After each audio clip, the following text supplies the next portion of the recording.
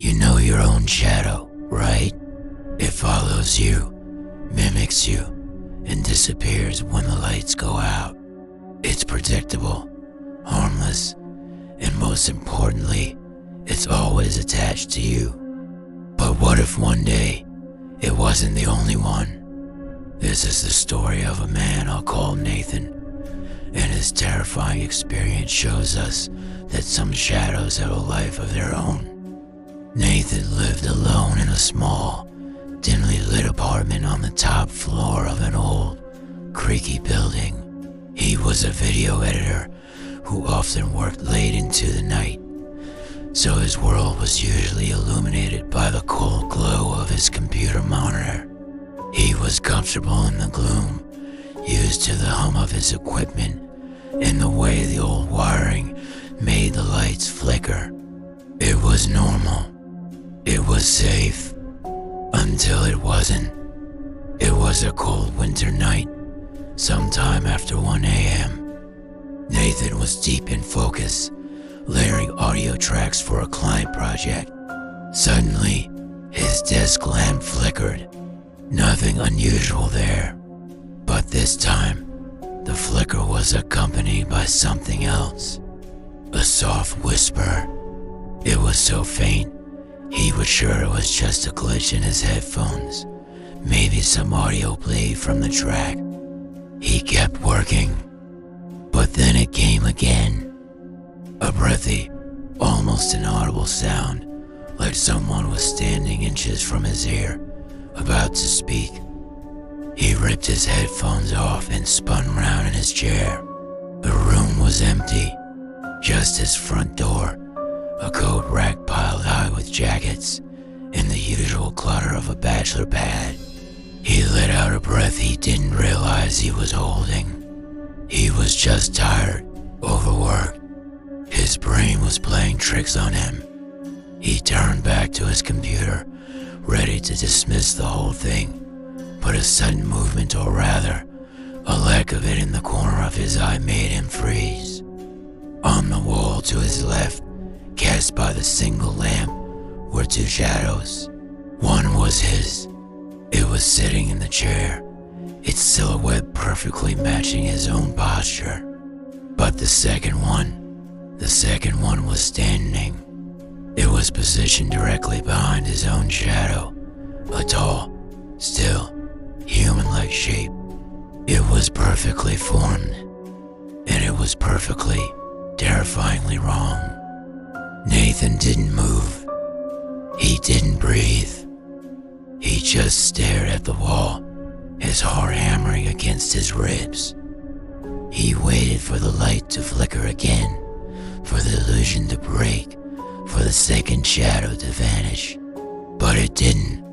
It just stood there, motionless, in a part of the room where no person and no object stood.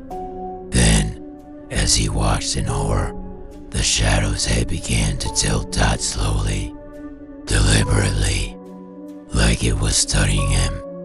A cold dread washed over him, and his throat felt tight, as if invisible hands were closing around it. He had to know. He had to be sure.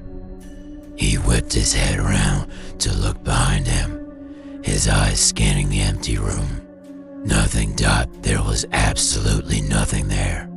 He slowly turned back to the wall, bracing himself for what he might see. But now, only one shadow remained, his. He spent the rest of the night trying to rationalize it. It was an optical illusion, a strange reflection from the window, a trick of the flickering lights and his exhausted mind. It had to be, but a deep, primal part of him knew that what he saw was real. Over the next few nights, the activity escalated. The whispers returned, closer and clearer each time. He would be working, and a sudden, cold breath would brush the back of his neck, sending shivers down his spine even though the room was completely still. And every now and then, he would catch a glimpse of the second shadow. It was was always in the periphery, lurking in the corner behind his bed, standing silently in the hallway. Once, he saw it halfway inside his bathroom doorway, as if it was about to step out.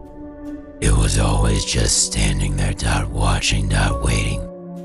Nathan became terrified of the dark. He couldn't sleep. He couldn't even close his eyes for more than a few seconds, afraid of what the shadow might do when he wasn't looking. He started leaving every light in the apartment on, but it didn't seem to matter. The shadow was patient. Finally, out of sheer desperation, he decided he needed proof. He needed to know if he was going insane or if something was truly in that room with him. He took his phone, propped it up on his dresser, and aimed the camera at the wall behind his desk chair. He hit record and sat down, trying to act as normal as possible. He put on his headphones, opened his project, and went to work. Hours passed. The apartment was quiet except for the hum of his computer and the click of his mouse. Round 2 a.m. As he was reviewing an audio clip, he heard it, a faint scraping sound from behind him. He paused the project, muted his speakers, and held his breath. A second scrape, louder and closer this time. With his heart pounding in his ears, he slowly turned his head to look at the wall. And there it was, the second shadow. But this time, it wasn't just standing there. It was only a foot behind him, its unnaturally long arms stretched out, its spindly fingers reaching for his chair. The shadow's fingers seemed to tremble, as if with a hungry anticipation. That was it. Nathan screamed and shot up from his seat, sending the chair crashing to the floor. He scrambled for the main light switch and flipped it on, flooding the room with bright, sterile light. Both shadows vanished instantly. His hands were shaking, but he snatched his phone from the dresser. He had to see the recording. He scrolled to the end of the video. For most of it, the footage was boring. It just showed him sitting at his desk, working, yawning, adjusting his headset. But in the final 10 seconds, the nightmare was confirmed. He watched as the second shadow simply appeared on the wall. There was no flicker of light, no movement from his own body to create it. One frame, it wasn't there. The next, it was solid, human-shaped, and definitely not his. Then, frame by terrifying frame, it began to move. With each subtle pulse of the desk lamp, it crept closer. Its head leaned in, right toward where his ear would be, as if it was whispering all those things he'd been hearing. Nathan slammed his phone face down on the dresser and ran. He didn't grab his keys, his wallet, or his jacket. He just sprinted out of his apartment and down the stairs, not stopping until he was outside in the cold night air. He spent that night at a friend's place, shaking uncontrollably, barely able to string together the words to explain what had happened. The next morning, his friend, being a good friend, offered to go back with him to grab his essentials.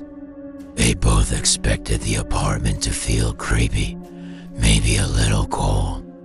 But what they found was far worse. As they stepped into the living room, a strange smell hit them, like burnt wood or ash. Nathan's gaze was immediately drawn to the wall behind his desk, and there, scrawled in a smeared, dark residue, were 3 words, "Turn around next time." Nathan moved out that same day. He never went back, and he never found out what that shadow was. Was it a ghost? Some other kind of entity? Or was it all just a hallucination brought on by extreme stress and sleep deprivation? He'll probably never know for sure, but there was one final detail, one that his friend noticed later while helping him back. The strange residue on the wall, the dark substance that formed those terrifying words. It wasn't ink or paint, it was soot. Like the message had been burned directly onto the wall from the inside. And that wasn't even the most chilling part. In a small patch of soot, right where the shadow's head would have been as it leaned in to whisper, was a single, perfect handprint. A handprint made entirely of ash. Thank you for watching. If you have your own chilling stories you'd like to share, let me know down in the comments. And don't forget to like and subscribe for more strange and unsettling stories. Stay safe out there, and maybe keep a light on tonight.